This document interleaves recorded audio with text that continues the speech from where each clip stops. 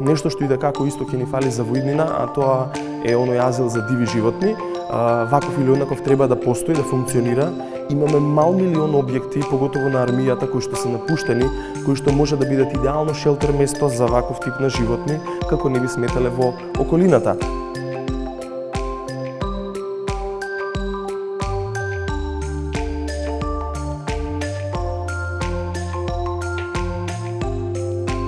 Јас сум Војо Иванов и на прашањето или на кајронот што всушност сум малце потешко да одговорам, иако луѓето ме знаат како оној со животните, како оној што собира змии и гуштери. Во последно време оној што се бави со децата. Често луѓето знаат да се јават ми влезе змија, нели се во центарот за тревожење и нели они го имаат мојот телефон како телефон за брз контакт и ви еве го овој се бави со змии, ќе ви помогне сигурно, ќе ви ја извади, нели? Сега при тоа запораваат дека и сепак имам приватен живот, други регуларни обврски, дека некогаш и спијам на пример навечер кога ме бара.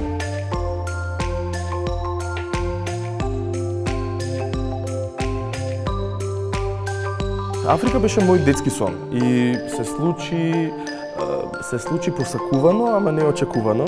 Не беше планирано, станува популарно да се користи пудра од рогот на носорогот, па немилосрдно се убиваат носорози на секои 6 часа по еден. Тоа и беше мојата задача, да ги заштитам носорозите во ваквиот парк.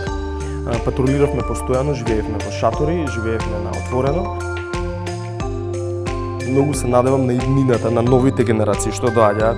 Наметнувајте им љубов кон околината, природата воопшто и секако животните мојата пасија.